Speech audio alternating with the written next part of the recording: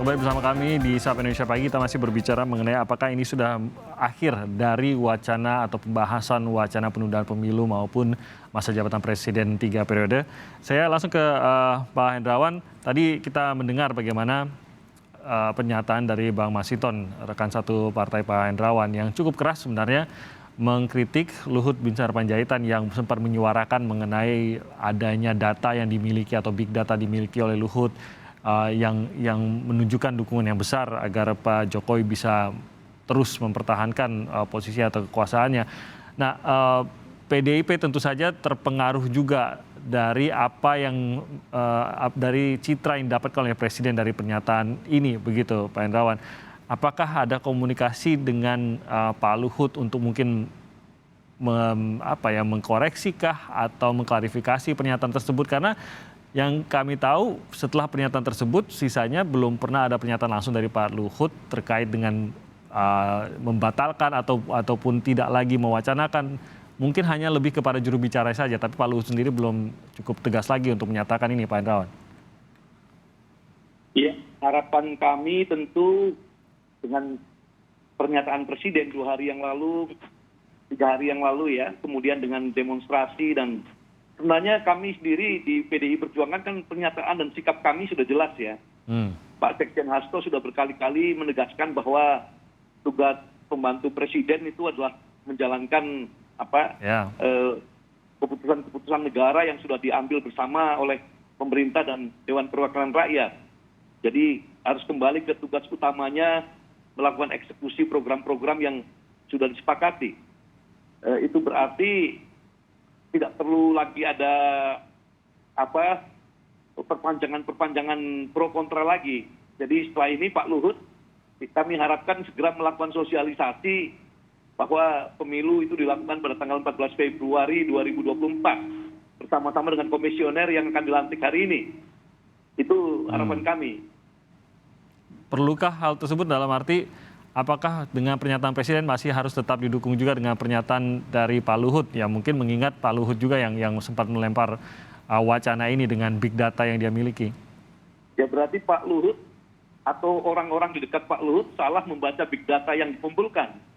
Karena big data yang dikumpulkan itu ternyata ya menunjukkan bahwa amanat reformasi atau tuntutan reformasi tetap terjaga dengan baik dan literasi demokrasi masyarakat masih terjaga dengan baik. Itu sebabnya sudah tidak boleh atau tidak perlu lagi ya ada gagasan yang menyimpang dari amanat-amanat tersebut. Dan terkait juga kalau ada mekanisme yang berjalan di DPR, kalau tadi dikatakan bahwa tidak ada mekanismenya begitu. Posisi PDIP dalam mengawasi hal tersebut bagaimana Pak Hendrawan? Posisi kami kan sudah jelas. Kebetulan saya juga menjadi anggota Badan Pengkajian MPR ya yang menggodok setiap kali ada usulan gagasan melakukan amandemen. Tidak ada kami pernah bicara itu. Kami memang berbicara tentang substansi pokok-pokok haluan negara. Tapi pembicaraan substansi pokok-pokok haluan negara itu tidak ada kaitannya dengan rencana amandemen. Karena kami menampung gagasan dari para pakar, ya, Badan Pengkajian ini dibagi dalam 5 kelompok, masing-masing kelompok mengumpulkan ide dari banyak universitas. Kemudian ini baru pada tahap untuk crossing, ya, apakah ada masukan lintas kelompok. Jadi sama sekali tidak ada apa yang disampaikan itu, yang diwacanakan di publik bahwa ini pintu masuk untuk melakukan amandemen, sama sekali tidak ada. Oke. Nah, saya ke Pak Huda. Kalau tadi dikatakan bahwa mekanismenya kan sudah berjalan dalam arti untuk pemilu berjalan tanggal 14 Februari 2024. Apakah memang sudah tidak mungkin lagi, mungkin dari masyarakat yang lebih awam gitu, apakah ini adalah argumentasi yang cukup dan apakah PKB akan menganggap bahwa ini sudah selesai kalau begitu, apapun wacana untuk penundaan ataupun 3 periode dengan berjalannya mekanisme atau tahapan, maksud saya dengan berjalannya tahapan pemilu, maka selesai, sudah tidak ada pintu lagi untuk berbicara ke sana? Ya waktu itu sejak dari awal kita sampaikan ulang bahwa level kami kan hanya usul ya. Dan pada konteks level usul itulah kami tetap memegang amanat konstitusi ini. Karena itu semua persiapan PKB tetap tahun 2024. Cuman ini saja pada konteks demokrasi waktu itu semangatnya kan ada suasana yang sedang kita hadapi, yaitu menyangkut soal krisis ekonomi yang akan kita hadapi. Kita sudah menghitung bahwa akan terjadi inflasi yang akan bergerak naik terus 2 tahun ke depan.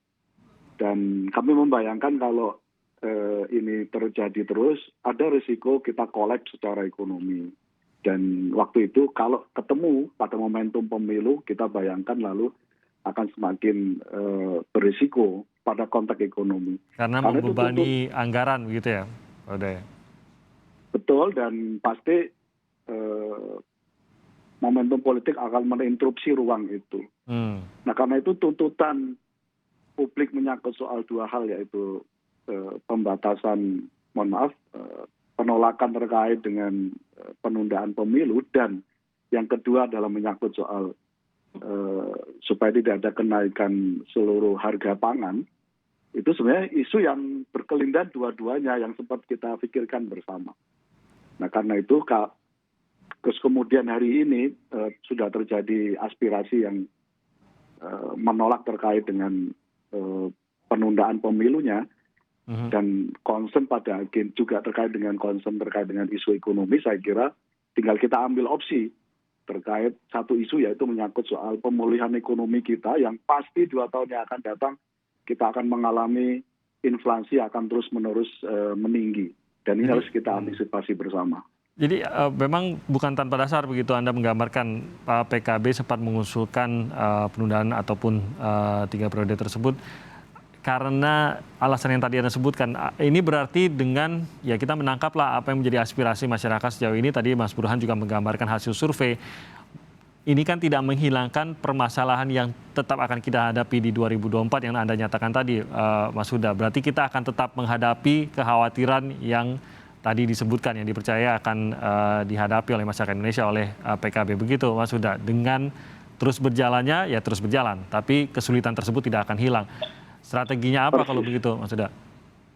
Ya, karena itu sejak dari awal kami tidak ada pretensi menyangkut soal perpanjangan masa jabatan, dan kami juga menolak 3 periode karena itu semangat kami hanya melakukan penundaan pemilu.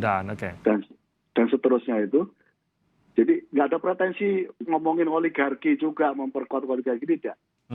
Jadi ketika kita mewacanakan terkait usulan penundaan pemilu, waktu itu ada semangatnya kita akan mengalami masa krisis ekonomi, termasuk inflasi akan terus menaik di masa-masa yang akan datang.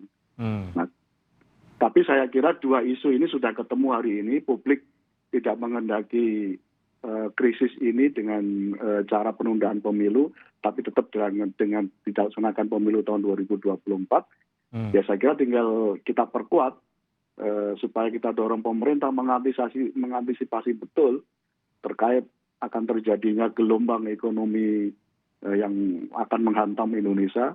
Terlebih-lebih sekali lagi menyangkut soal akan semakin bergeraknya inflasi kita yang semakin naik. Oke, saya Mas Burhan dengan tahapan tadi Anda sebutkan bahwa kita tahu bahwa hari ini akan ada pelantikan KPU. Dengan berjalannya tahapan, apakah tidak hanya secara simbolik saja seakan-akan mengakhiri wacana 3 periode, tapi memang secara teknis pun akan mengakhiri? Masih adakah celah lain yang memungkinkan? Masih adakah ruang khususnya secara teknis, entah itu di DPR ataupun di MPR, yang akan memberi ruang untuk, kalau penundaan mungkin Presiden sudah jelas tidak ada penundaan karena akan berlangsung 14 Februari 2024. Tapi 3 periodenya itu apakah juga sudah cukup jelas atau masih ada ruang? Ya kalau dari sisi ketatanegaraan kan ruangnya hanya melalui amandemen atau melalui dekret Presiden. Nah, dua-duanya itu tentu tidak mudah. Dekret Presiden sendiri kita tahu punya implikasi yang luas, seperti yang pernah terjadi sebelumnya. Secara amandemen itu juga tidak mudah karena membutuhkan usulan yang besar dari seluruh anggota MPR. Belum lagi proses yang rumit ya untuk sampai pada kesimpulan untuk melakukan perubahan terkait dengan entah itu penundaan atau perpanjangan masa jabatan Presiden hingga 3 periode. Dan sejauh ini 2 hal tersebut belum terlihat hilalnya. Jadi, coba kalau kita lihat saja ya, sebelum demonstrasi yang kita tahu sudah dimunculkan oleh beberapa partai atau elit menteri, itu pun mayoritas masih menolak. Itu sebelum demonstrasi besar. Dan sebelum Presiden Jokowi menyatakan secara tegas terkait dengan jadwal pemilu 2024. Dan memang pemain utamanya adalah partainya PDI Perjuangan ya. Karena bagaimanapun kalau PDI Perjuangan setuju dengan penundaan bersama PKB, Golkar dan PAN itu sudah tercapai 50% persatu. Tetapi kan itu kekuatan di DPR belum digabung dengan seluruh anggota DPD. Jadi, tapi poin saya adalah sekarang sepertinya nyaris tertutup pintu menuju ke sana. Apalagi nih ya, situasi ekonomi memang sedang tidak tepat. Coba kita cek ya beberapa negara yang mengalami hyperinflation seperti Sri Lanka, kemudian Pakistan. Pakistan bahkan sudah diikuti dengan tumbangnya Perdana Menteri Imran Khan. Sri Lanka sekarang seiring dengan naiknya inflasi itu sudah menimbulkan kegaduhan politik yang luar biasa karena tuntutan mundur terhadap pemimpin negara Sri Lanka. Hanya Turki yang inflasinya tinggi tetapi relatif belum menimbulkan kegaduhan politik. Itu karena dominasi AKP di parlemen. Nah, dalam konteks di Indonesia, kalau misalnya ada yang tadi saya sebut ya, flying with fire, saya khawatir itu bisa menimbulkan implikasi bukan sekedar efek ekonomi, tapi juga efek politik. Jadi saya agak sedikit berbeda dengan Mas Saiful Huda. Kalau Mas Saiful Huda, hyperinflation itu solusinya penundaan pemilu. Kalau saya justru, kalau sudah ada indikasi hyperinflation karena situasi ekonomi dunia yang tidak ramah, solusi penundaan justru malah menambah parah hal-hal yang berkaitan dengan situasi ketidakpastian masalah ekonomi. Karena seperti ada dua gelombang ketidakpuasan yang disatukan, satu ketidakpuasan ekonomi ditambah dengan ketidakpuasan politik karena mencoba mengutak-ngatik warisan reformasi. Jadi saya berbedanya di situ. Kalau memang betul ada hyperinflation seperti yang kita hadapi, justru semua energi dan stamina pemerintah dan DPR difokuskan untuk menyelesaikan masalah tersebut. Bukan kemudian menunda pemilu. Karena menurut saya itu justru malah ibarat api itu bukan disiram dengan air, tapi disiram dengan bensin.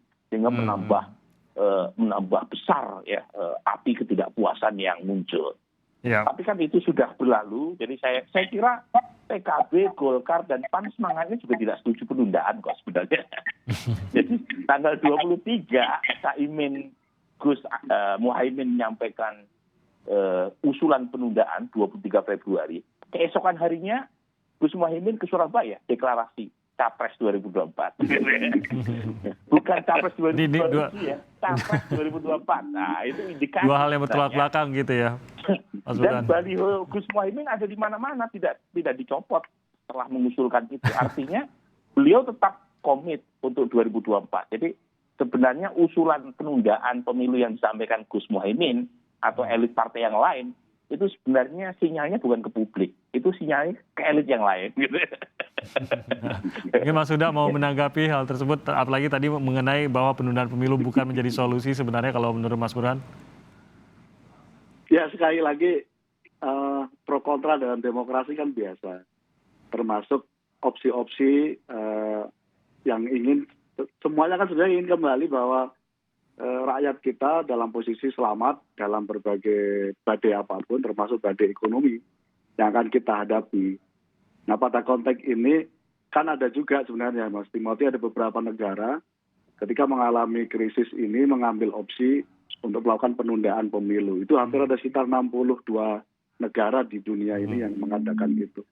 Itu biasa. Nah, tapi publik kemarin memberikan catatan penting bahwa, dan nanti disampaikan juga oleh Mas Burhanuddin, opsi kalau ingin melakukan antisipasi adanya gelombang krisis ekonomi dengan hyperinflasi itu nggak bisa diketemukan dengan solusi menggabungkan dengan penundaan pemilu. Dan kemarin sudah dijawab oleh gelombang panjang umur Gerakan Mahasiswa Indonesia itu. Ya saya kira opsinya tinggal satu sekarang, bagaimana pemerintah concern untuk menghadapi betul gelombang inflasi dengan ditandai kenaikan seluruh harga pangan di Indonesia. Dan ini pasti akan kita alami sepanjang setahun 2 tahun yang akan datang. Oke. Terakhir saya ke Pak Hendrawan, dari aksi kemarin, dari tanggapan pemerintah dan juga ini DPR juga sudah menanggapi, apa yang Anda harapkan terjadi ke depannya, terutama terkait dengan kalau kita lihat dari kemarin masih muncul lagi wacana penundaan pemilu ataupun 3 periode presiden. Sepercaya diri apa PDIP bahwa ini tidak akan muncul lagi, apalagi muncul dari dalam pemerintahan seperti menteri dan lain-lain? Harapan kami tidak ada lagi upaya untuk memelintir informasi yang sudah sama-sama kita pahami ini. Jadi itu sebabnya tadi saya mengusulkan agar Pak Luhut dengan timnya yang punya big data itu ikut membantu sosialisasi komisioner KPU yang akan dilantik hari ini. Agar masyarakat semua menjadi terinformasi dengan baik. Kemudian untuk persiapan pemilu kita berharap banyak hal yang bisa dilakukan penghematan, dan PDI Perjuangan kan dari dulu selalu konsisten. Sebenarnya pemilu yang sederhana dan hemat itu adalah pemilu dengan sistem proporsional tertutup.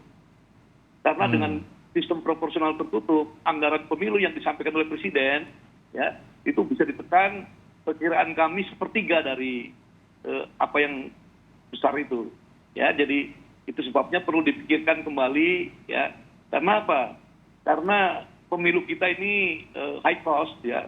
Demokrasi kita demokrasi berbiaya tinggi, padahal demokrasi adalah instrumen untuk menciptakan kesejahteraan rakyat. Kalau demokrasinya sendiri sudah penuh dengan pemborosan ya, tadi biaya tinggi, maka harapan kita untuk menciptakan kesejahteraan rakyat menjadi berhadapan dengan banyak kendala. Oke, baik. Terima kasih catatannya Pak Hendrawan Supratikno, dan juga terima kasih Mas Saiful Huda dan juga Mas Burhanuddin Muhtadi. Terima kasih banyak sudah bergabung bersama kami pada pagi hari ini. Semoga sehat terus dalam bertugas. Selamat pagi.